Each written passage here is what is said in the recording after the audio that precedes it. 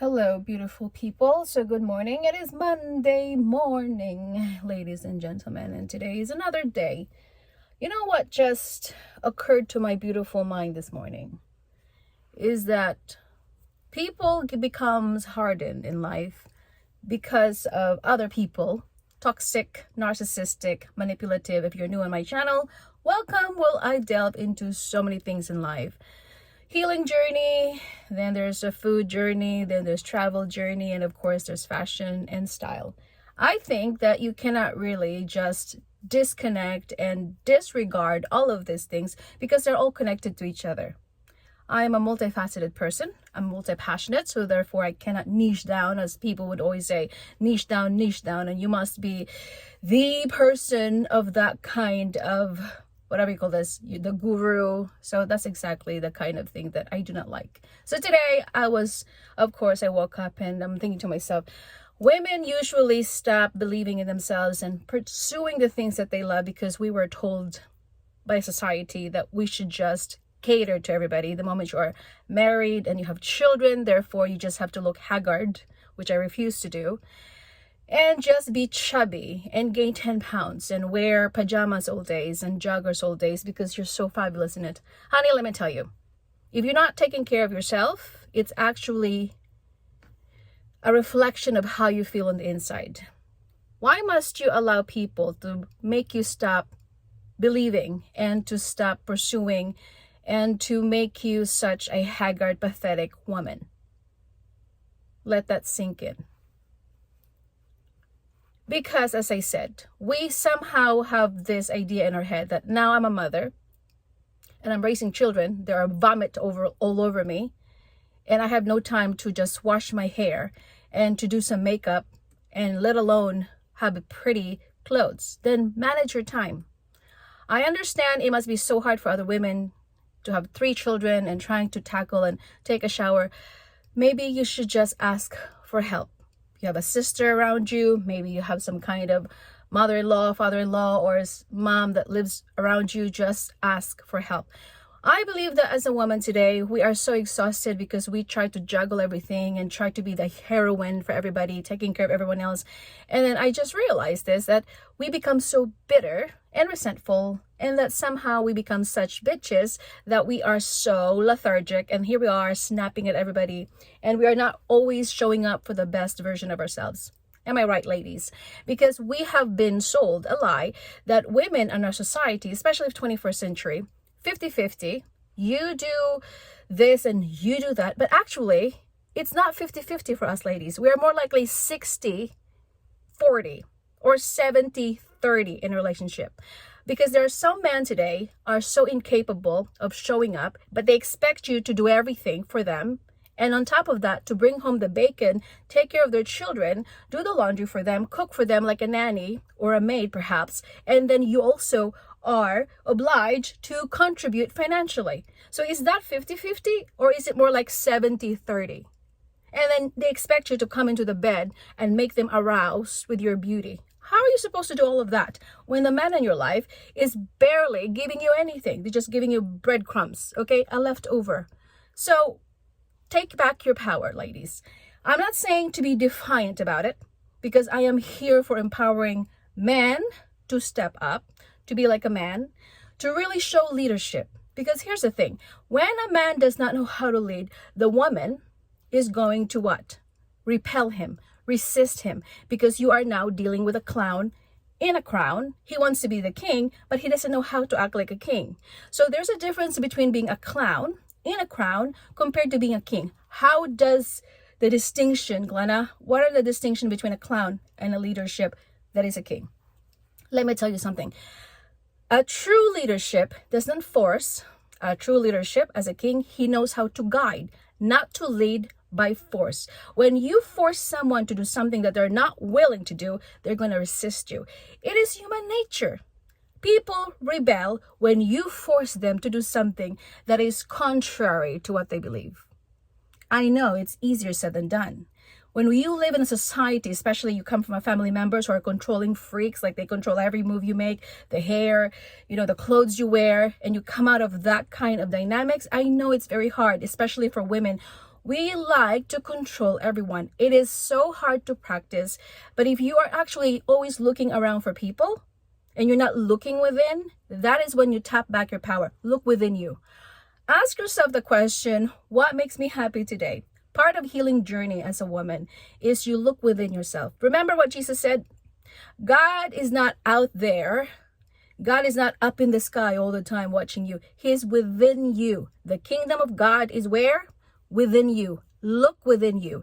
If you are created in the image of God, you are the bearer of the God image, a woman, a man. Therefore, you can actually tap into this inner power, which is God himself. The kingdom of God lives inside of you. So what does the kingdom of God look like? If you're not a Christian, of course, you probably are like, what is she talking about? Perhaps it's time for you to get to know your creator. As I always say, you will never find your true identity unless you're aligned with God vertically, and everything we're just going to follow with your relationship first and your relationship to other people. If you don't really know how God loves you and how he treats you and how he thinks of you, this is why as a woman, you're always serving everybody. You're always catering to everybody's needs. You're always trying to seek for approval and validation because you are what? You're missing the point. You are here wanting people to love you, to like you, to fill up your tank, when in fact no one can fill up the tank for you. Only Jesus said, I will satisfy the longing of your heart. Remember the woman at the well, which is one of my favorite stories in the Bible, one of them. When Jesus said, the water that you're drinking from the well, you will always thirst, because this water, H2O, is never going to satisfy you. This is why she was married 5 times and living with a man that she was not married the 6th time. So Jesus saw that she was exhausted like everybody else. She was depleted of always trying to search for love from people, from different kinds of men, hoping that one day this person is going to make her complete. But it's the lie of the world. We have been lied to. No man in this world is going to make you happy. No man in this world is going to make you complete. You know why? Because that's how God created it to be. Because if God would have made a man, a flawed man, to make you complete, you would not even look up. You would not even consider who God is. You wouldn't even have to search and to find this creator that created you as the masterpiece. Okay? Because you are here. I don't need God. I don't need the creator of the universe to actually make me complete and make me whole, to have a relationship with him, because I already have a man, which is a dust coming from a dust and flawed. He already complete me. That is the misconception of the world. This is why so many women, we are so ragged, and we think that if I could just do more for a man and serve more and pour out more love, surely he will love me. No, honey, that's not how they function. Okay, man, the more you become selfish and look after yourself, the more they'll respect you. Men are visuals. If you do not know that by now, learn from your mama or your sister, your friend, whatever you think of me, or a mentor perhaps. If you'd like to book a call, the link is down below. So when a man sees your value and worth based on how you take care of yourself, because they're visuals. Men are visuals. Remember that. Men are good at visuals. Why do you think men are like dogs looking around when women are just, they have a bigger boobs and their butt is sticking out? Why are men naturally drawn to this type of women? Because we know that men are visuals. So if you neglect yourself and you expect men to love you and take care of you and to take you seriously, that's not going to happen. And the more you're available for men, the more they're less likely to think that you're valuable. Okay? So if you learn this concept sooner, your life will be a lot easier. I know they're going to say, you're wasting too much money, you're spending this, but actually deep down inside, they rather want you to have your life. They rather want you to live your life instead of being a nagger to them. They may not admit that you're always, you're always like not available and you're living your life. And some men are insecure that they're going to say that she's always, going out there and she's actually living her life. But deep down inside, they rather want that instead of a woman like a helicopter, always like breathing down their throat saying, what are you doing? Why don't you do this? Why don't you do that? Why can't you do this for me? They rather don't want that. They want a woman, actually, a man that is mature in the head and who is a leader. They would rather want a woman that can stand up on their own, live their lives, create that life and the dreams that they want, instead of another woman always looking after him, nagging him, berating him, controlling him, because that will make a man go away. It's going to drive them insane. I know, because in the first 3-4 year marriage, that's what I did. I'm married for 13 years now. Hopefully it's going to last longer. But this is why we think that when we come into a relationship, that you just drop everything for your life, right? You just drop everything for this person that you have married to. You just drop everything for your children. And then after that, you wake up one day and you have nothing left for yourself. And you completely disregard your well-being. You completely neglected your overall health, mentally, physically, emotionally, because you are now like a truck running here and there, accommodating everybody's need. What would you like? What would you want? Do you want me to do this? You want to do that? And then suddenly you just get so tired and so fed up, and you become such a cranky old lady, haggard, no time for self-care, no time for decompress, no time for self-introspection, because you become a what? Someone that is available for everybody, like a hotline, 24 hours, 7 days a week. How may I help you? You are not one of those people, honey. You have limitations as a woman. We do go through a cycle. We have imbalances hormonal sometimes. When you're aging, your body doesn't function as it used to. Your brain doesn't function as it used to. And especially our libido, all of that things go down the drain, because when you're so tired of catering to everybody except your own well-being, and then that's what happens. So women right now, they must learn to love themselves by, first of all, keeping your relationship intact with the one who created you. Remember what Jesus said, I in me and I in you. Apart from me, you can't do what? Nothing. He is the vine, you are the branches. The only way for a woman to be resilient and to bear fruit of patience, love, self-control, gentleness, and godliness in Galatians 5:22 somewhere is because God gives us the strength. When you think that as a woman you have peace in mind and heart by what? Just doing nothing, and you're snappy all the time and you're just exhausted and always triggered because you don't take the time for yourself, then this is why you cannot be at peace with yourself. You cannot just have joy. Therefore, take yourself out for dinner by yourself. Who cares? I always do this all the time. People look at me like she's probably such a loner. She has no one around. I don't care. Okay? Because here's the thing. What's the point of taking your husband or someone else at the restaurant when they're not even connected with you? Doesn't it irks you, or it makes you so appalled, the fact that you think that you take a person to dinner or lunch and they're always on their cell phone, disconnected, disengaged, unwilling to have conversation with you, and here you are, you put your phone for them, you put away your cell phone for them because you want a connection. But we live in a time where people are more consumed, connected to their cell phones, glued on their cell phones instead of connecting with you one-on-one. So might as well eat by myself at the restaurant, right? Because I don't want to be aggravated, reminding this person, put away your phone, put away your phone, put away your phone. I want you to talk to me, because life is too short.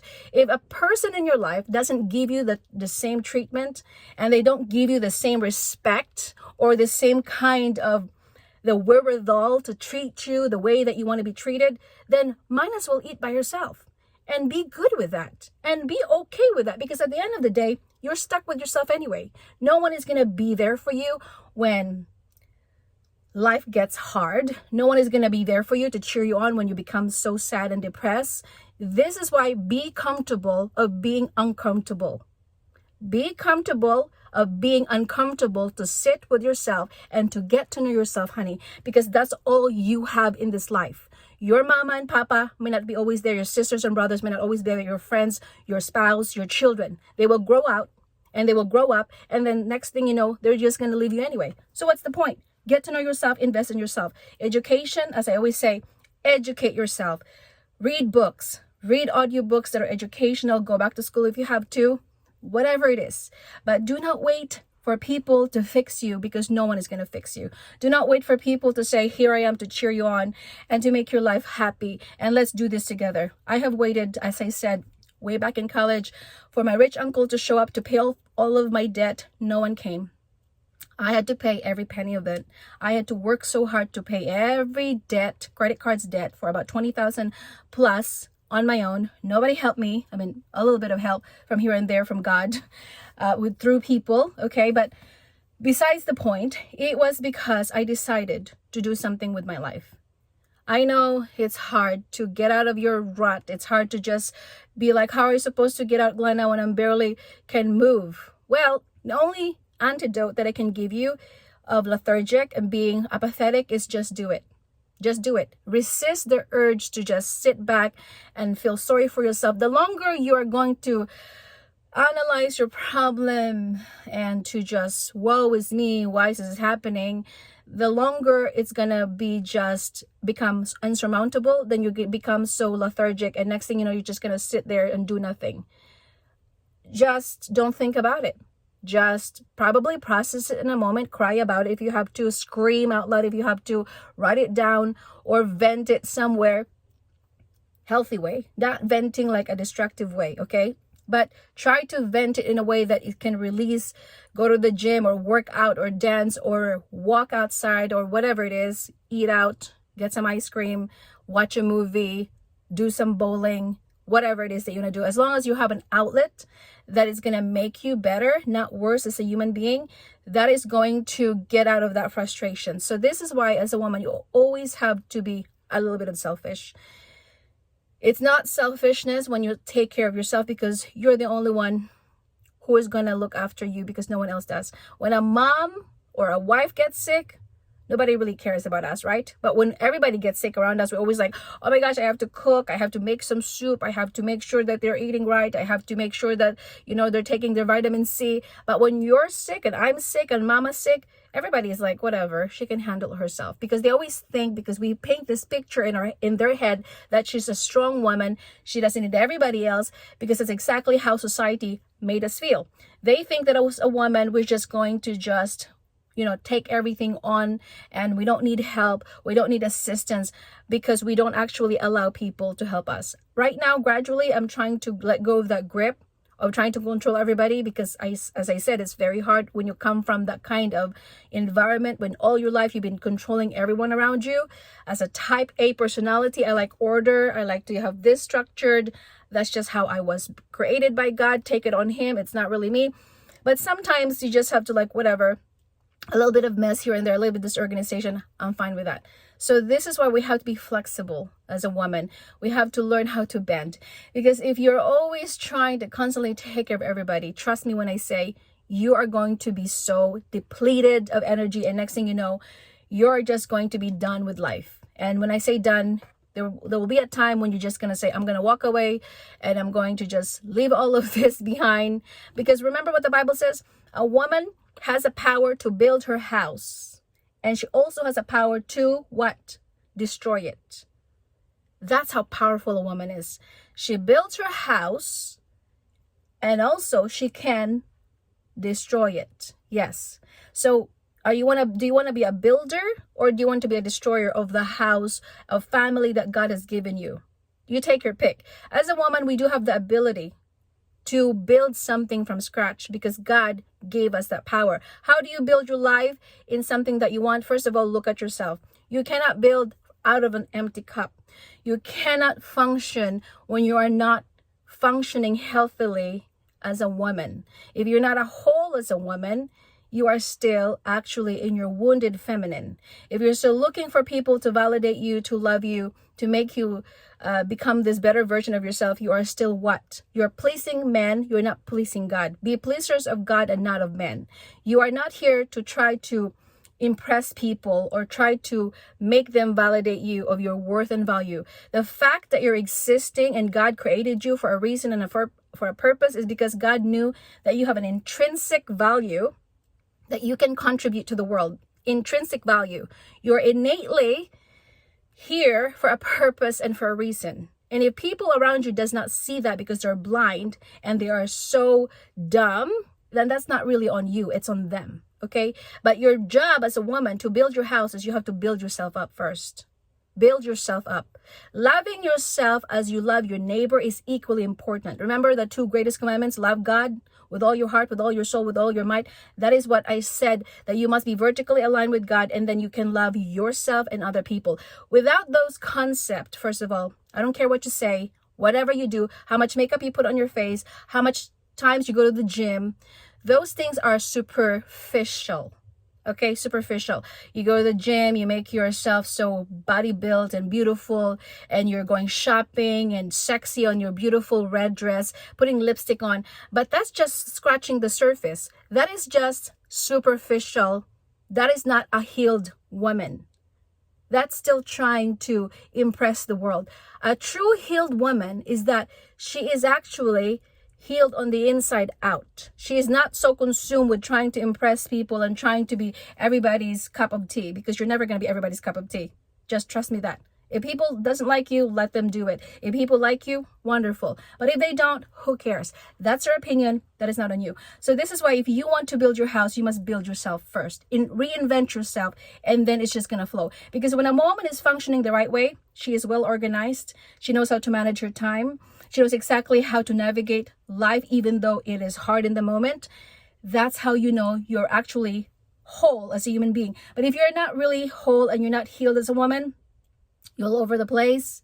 You're like doing here and doing that, getting pulled from every direction. You keep saying yes, yes, yes to everybody. You cannot say no.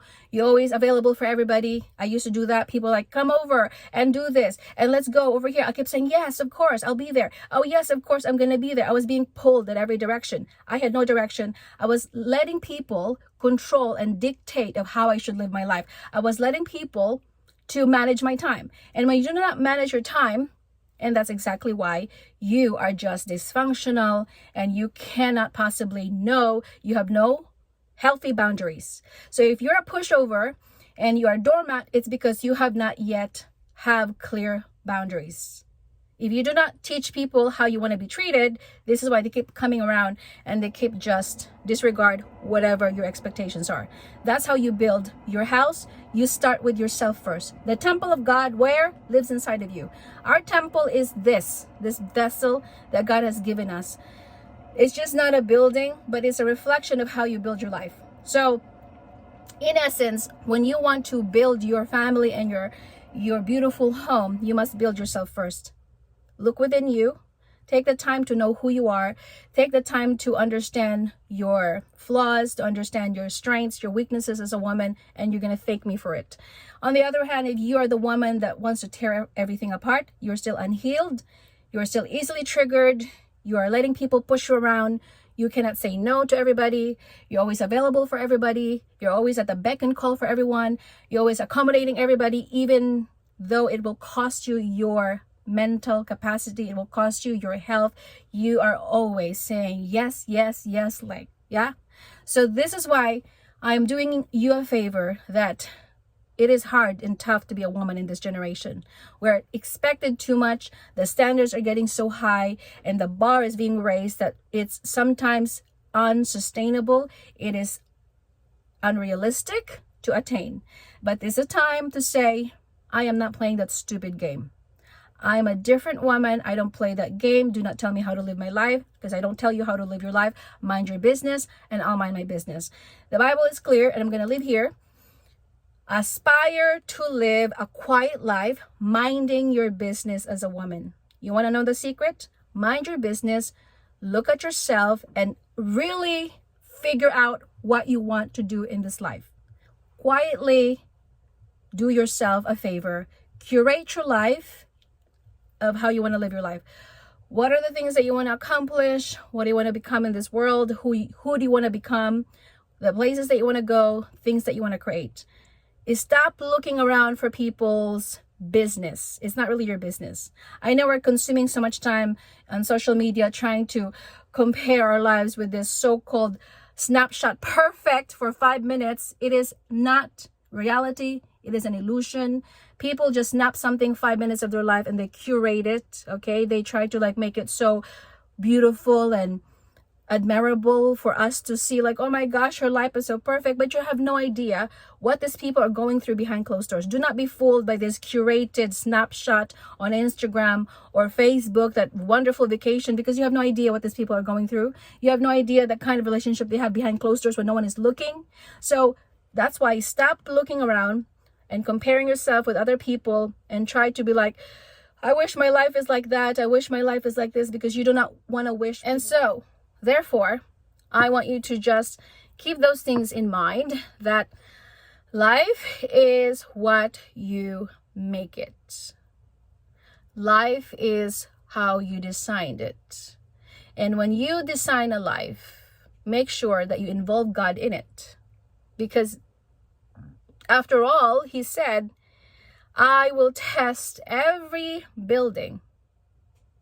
God tests every building. And if he doesn't test it, he tests it with fire. If it's going to stand on the ground when storms come, or is it going to crumble on the ground? So there is a parable, or somewhere in the verse, I think in Corinthians, that says God is going to test everything. And if that is going to collapse, it just shows that you are building from a sinking sand. It was not built on a strong foundation. That's why sometimes everything we have will crumble. Because if you're not building on a solid foundation based on a cornerstone, which is Jesus Christ is the cornerstone. He is the builder. He is the one that actually gives us the strength and the ability to move forward and to go on with life, even though life is hard. Because joy doesn't mean you don't have a problem. You can have joy and you have courage in the midst of it all. People think, well, I can be brave or courageous or joyful or happy when I have no more problem. Actually, that is not the truth. You will determine your own happiness and joy despite the fact that you're going through some stuff in your life that nobody has to know, or you're actually, trying to process of how you're going to move forward, even though you might have health problems, financial problems, relational problems, whatever it is that you're going through in life, you still have this ability to move forward, the ability to get up every morning and just do the things that you must do today, and take it one day at a time. Today's problem is sufficient enough. Don't worry about tomorrow. I know it's very counterintuitive, because I always say you can simultaneously work towards your goals and visions, but at the same time be present. Whatever it is that you have right now, just focus on that. Whatever you can control at this moment, just focus on that one. You cannot just keep on like, oh my gosh, I'm worried about what's going to happen tomorrow and this, because tomorrow hasn't come yet. All we have really is today. All we have right now is now, the present moment. Today is enough.